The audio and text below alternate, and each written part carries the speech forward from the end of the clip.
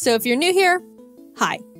I've done this before. Last year I made a video about my first ever Pokemon Nuzlocke, and the game I played in it was Pokemon Ruby. It was fun, so here I am again, doing another. But this time I attempted to Nuzlocke Pokemon Platinum. I'll explain again super quickly how a Nuzlocke works. You can only catch the first Pokemon you run into per route. If a Pokemon faints, it dies and you can't use it anymore. And you have to nickname your Pokemon so you grow more attached to them. If you still don't understand, that's not my problem. Let's get started. Hoo boy. This was my Pokemon Platinum Nuzlocke. Pokemon! So my friend and neighbor Barry is practically dragging me all over the place with his hyperactive squirrel brain, frantically trying to get a Pokemon as soon as possible from this Professor Rowan he saw on TV. He drags me out to Route 201 and is about to leap into the tall grass when— hold it! You guys know going into the tall grass is practically a death wish, right? What you're doing is basically suicide. Borderline insanity. What absolute moronic lunatics you are. Have you no respect for your lives? Do you have any Pokemon? No. Do you want some? And like that, I have a Turtwig. I named him Turt and immediately used him to bash in Barry's Chimchar. I was making my way through the routes, but right as I was about to nab the Shinx I found on 202. Don't kill it. No! So no Shinx for us. But that's alright, Shinx isn't that great this early anyway. Then I locked eyes with our first trainer. The first battle. Let's see how we fare against youngster Tristan and his level 5 Starly. Oh my god! So in the first trainer battle I ever fought, I almost immediately lose my starter to a critical hit.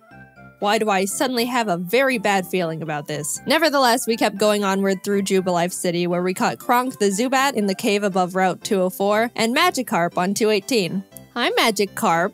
Your name is Puppy. Just outside the city, Barry runs up and demands another battle, so I happily bash in his Chimchar again, and his Starly too. I kept on my way, eventually arriving in Orberg City, and nervously challenged Rourke. I was terrified of his Cranidos, but Turt landed a crit Razor Leaf and one-shot it before it could even do anything. So that's badge number 1 for us. I made it to Florima Town and was really excited because if you didn't know, outside the Valley Woodworks you can find Shellos. And if you didn't know, again, I love Shellos. I ran straight to the grass to get my Shellos encounter, and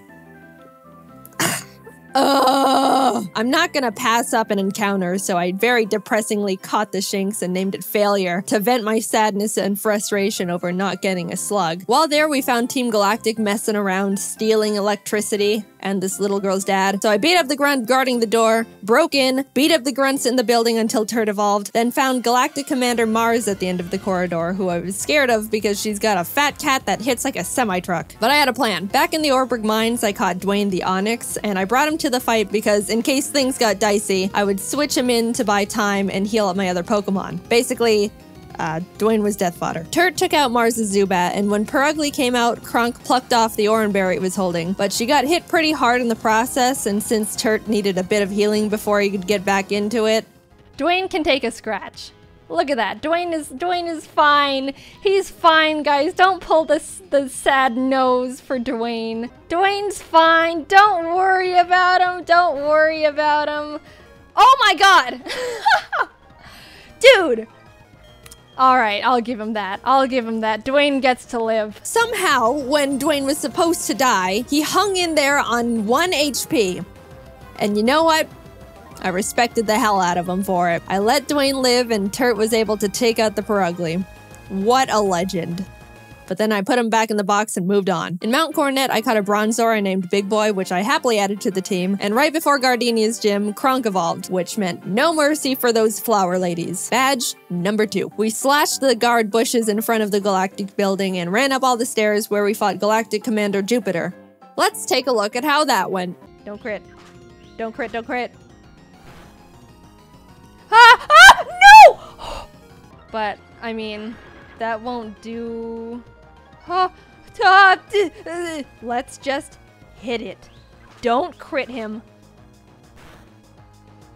No. Oh my god. We finally were able to beat her, but that fight really knocked the wind out of me. I was shaking on my way back to the Pokemon Center when this lady Cynthia shows up and is like, Egg? Yeah. Anyway, even meeting Cynthia wasn't enough to calm my nerves, so to keep my mind off the absolute tragedy we narrowly avoided, I decided to start training up Big Boy on Cycling Road. And then he died. I've practiced this game and... So before you push up your anime glasses and tell me that steel is weak to fire, which I know, by the way, the reason I kept Big Boy in was because not only is his defense an iron wall, but he had heat proof, which negates his fire weakness. But then he got crit. So, first death. I'm sorry, Big Boy. You never had the opportunity to become a big boy. I walked into Wayward Cave and found a Gible. Gible is an amazing Pokemon. It turns into Garchomp, which is easily one of, if not the strongest Pokemon in the game that isn't a legendary. Adding it to the team would give us such a huge advantage, and now there is nothing in my way between that and...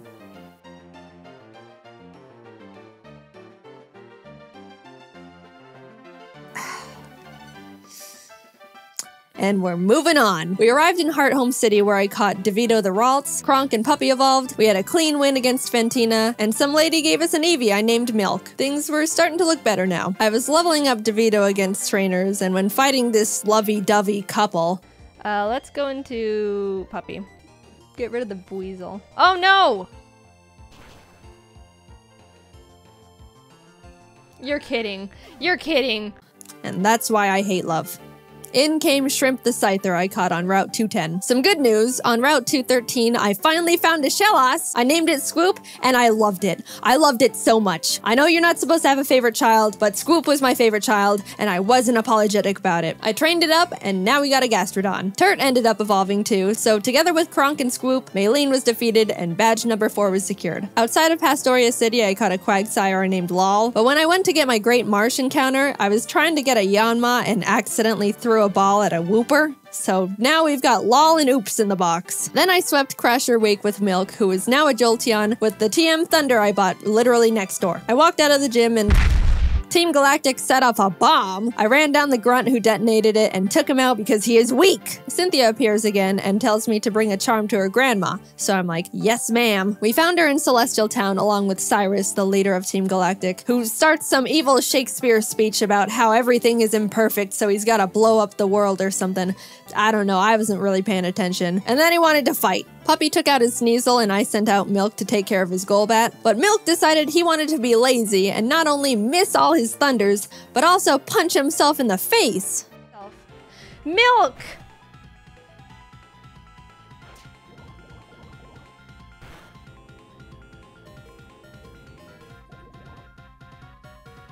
You can't be doing this. Kronk came out and killed the Golbat because Milk was being difficult, but I gave him a second chance and he took out the Murkrow. Anyway, here's your Dusty Charm. I went out and caught a Magnemite named C, then arrived in Canalave City where we barged into Byron's gym and demolished his team with Squoop and Turt. Then Team Galactic sets off another bomb, this time at Lake Valor, so Barry, Professor Rowan's assistant Lucas, and I split up to check on the lakes. As I'm strolling past all the flopping Magikarp, I run into Galactic Commander Saturn, who we swept the floor with. After that, we headed over to Lake Verity where we did the exact same with Mars. There was a part where Turt got crit and almost died. Oh god. Oh god. But we're fine, he's fine. Finally, we had to go check up on Barry at Lake Acuity, and after trekking through 6 feet of snow for like a mile, we get there to find Barry at the top of a cliff like, ha ha ha, you can't climb rocks. Come back when you can climb rocks, loser. I'll go fight Candace's gym now, I guess. Now, we've been having some good type matchups with the past few gyms, so I haven't really been nervous about most of them, but Candace uses ice types, which like half my team is weak against. Which, you know, nervousness rising. Not only was I at a massive type disadvantage, but the main threats on our team were her Abomasnow because it hits like a truck and sets up hail, and her Frostlass because it'll use the hail from the Abomasnow to heighten its evasiveness with Snowcloak, spam double teams, and then just sweep my team. I walked in, took a deep breath, which didn't make me feel better at all, and started the battle. Shrimp took out her Sneasel and Squoop took out her Piloswine, almost dying in the process, and then she finally brought out the big bad Abomasnow. Since it's grass ice type, I taught Puppy Fire Blast. Yeah, I didn't know we could... Anyway, I wasn't sure it could one-shot because Puppy's not a special attacker, and lo and behold, it didn't. It didn't miss. Please kill it. Please. It's quad. It's quad. What? Eventually, Puppy took it out, but that was absolutely terrifying. Last but not least, Frostlass. I wanted to have Swoop rain dance to get rid of the hail so Frostlass's snow cloak isn't activated, but since Swoop was sitting at a not-so-chill 20 HP, that wasn't gonna work out super great. However, since I didn't want Kronk to be in this fight at all, right before the fight I swapped her with Failure the Shinx. Yep. Sorry, little guy. Failure looked up at the looming death that was Frostlass in front of her, and as I healed up Swoop, Failure was killed in its blizzard. It's really unfortunate we had to resort to it, but I give Failure a salute for stepping up and surrendering its life to the team. Swoop came out, got off the rain dance, and after a close battle, was able to pull through. We won, but it wasn't without sacrifice. We had a moment of silence for Failure, the true MVP of the fight. Gone, but not forgotten. Now we could climb the rocks to Lake Acuity, and when we got up there, Barry's got snot dripping down his face, crying in the snow because he got beat up by Jupiter, who looks at me and is like, "See ya, I'm going to Veilstone HQ."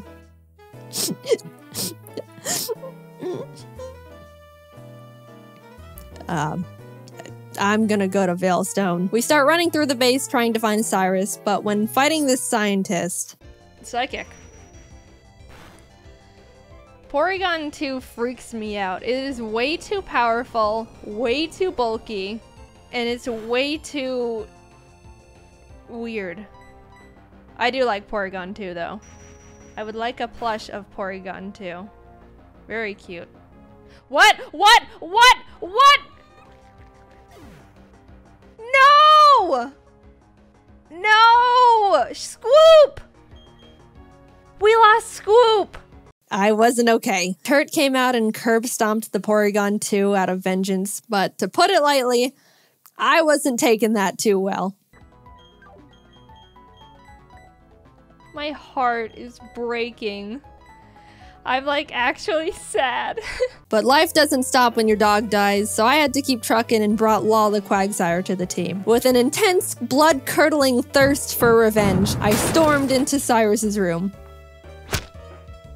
Fight! Shrimp and Milk took out his team in no time. I snatched his Master Ball and used his teleport pad to enter the basement where Mess Spirit, Azelf, and Uxie are all being held captive.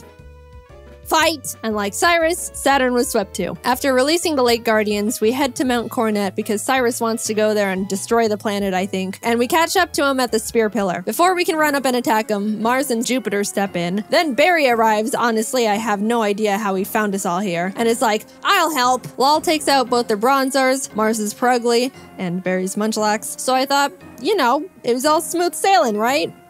Well... Wow, Barry. Really doing a lot for the team, aren't ya? Oh my god, no, it has Giga Drain? No. No, oh no, oh no! It was a crit! Not only did I not know their Golbat had Giga Drain for some reason, but it also got a crit. So I was starting to feel bad, but then I started panicking. The thing is, after you fight Mars and Jupiter, you have to go into the Distortion World and fight Cyrus and Giratina. If Cynthia forces us into the Distortion World without us being able to get a new member, we're in massive trouble. We finished up the battle and Cyrus starts his whole spiel about how the world is imperfect, blah blah blah, everything must die except for me. Then he gets swallowed up by Giratina, a hole opens, a rip in space leading to the Distortion World, and I'm kinda just standing off to the side twiddling my thumbs like, "Cynthia, please don't shove me in there without my consent." Cynthia, can I go? I have something to do. Our world will be destroyed. Are you ready? No, I'm not! Let me go! I'm free! Holy crap. Get me out of here. Goodbye. I'm sorry, Lol. We just got you, and then you died. But luckily, remember when I accidentally caught that Wooper while trying to get a Yanma? It's time, Oops. You were no accident. You're our lucky star who will carry us to victory. We got Oops leveled up, came back to the Spear Pillar where Cynthia was just sitting there waiting for us, and hopped in. Everything is topsy-turvy and the Lake Guardians are telling me to push boulders into holes. And suddenly I'm on a floating crest of land with Cynthia, who's basically like, "Cyrus, get lost and never come back." And Cyrus didn't like that, so he came at me. Oops took out his Houndoom and his Gyarados came out, so I switched to Milk. But I was very terrified because Cyrus's Gyarados has Earthquake. So if Milk misses his Thunder here, he dies, and Milk is notorious for missing his thunders. But it hit. Milk lives another day. He also took out Cyrus's Crobat and Haunch Crow, and Shrimp finished up his Weavile. Cyrus steps aside, and suddenly, it's just me and the Angel of Darkness itself, Giratina.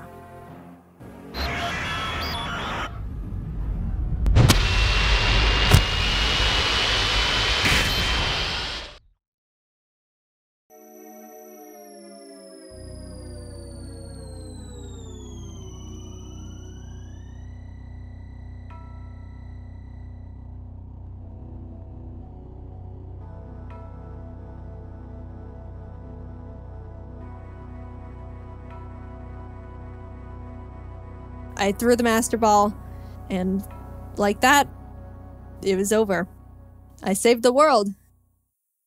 Now to get back to my gym badges. I arrived at Sunyshore City and started making my way through Volkner's gym. I know he's the 8th gym leader and he's supposed to be tough, and apparently he's depressed because everyone who challenges him isn't good enough and he's bored. But I wasn't concerned. We have Oops, and none of his Pokemon can do anything about it. It's not like they have Giga Drain or anything, right?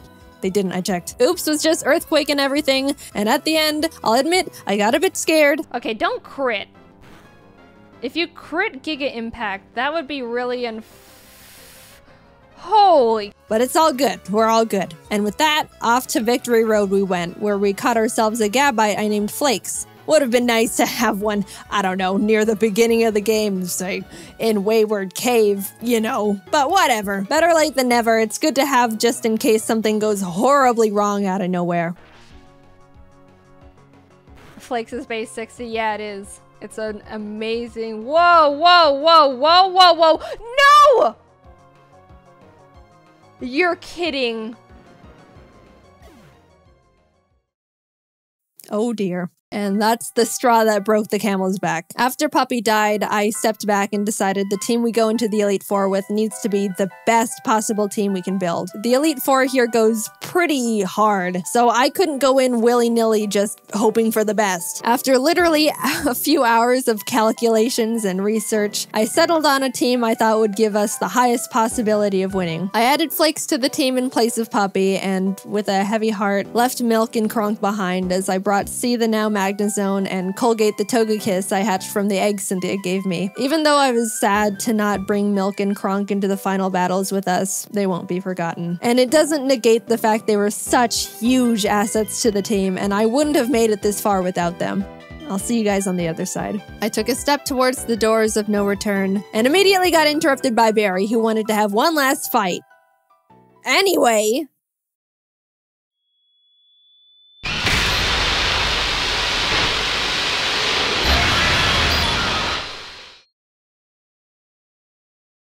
Welcome. This is the Elite Four.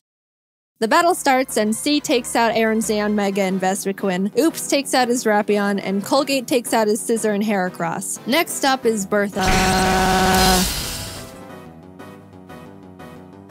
Bertha loves ground types, but Turt and Oops had a smooth time smashing through her team. I felt a horrible shiver when her Rhyperior came out, but things went well. On to Flint.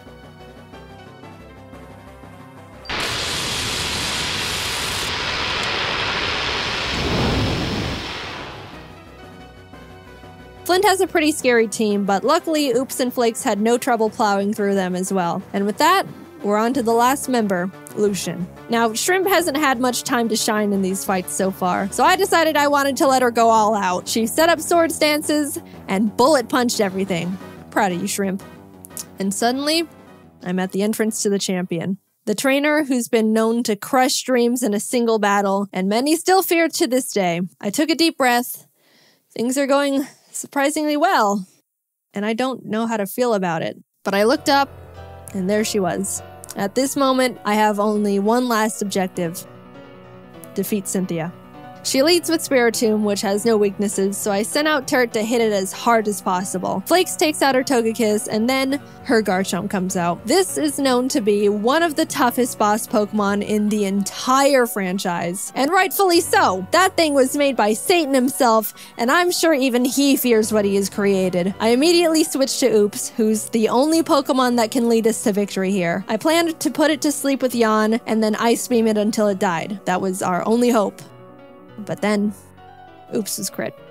And that was it. Nothing on my team can take a hit from this monster, and even if they could, they couldn't do much damage back. I sat there in disbelief, knowing there wasn't anything I could have done, and the battle is basically unwinnable now. I brought out Shrimp to bullet punch it so we could get in a little bit of damage, but she was killed. Colgate tried to chip away at it. He did some damage too, but was crit one shot. At this point, I'd accepted defeat. Only Turt, C, and Flakes were left.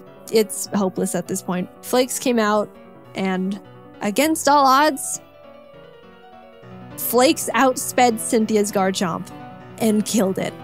I didn't think he could do it. He was 2 levels weaker, and I don't know. I just didn't think he could outspeed it. Suddenly, there was a chance. We could win this after all. Cynthia brings out her Milotic, which C took out with a few Thunderbolts. Flakes took out the Lucario with Dig. Look, my Earthquake TM is on Scoop, and we all know what happened there. Finally, our last Pokemon comes out. Roserade. Flakes went in for the Dragon Claw, and the battle was over.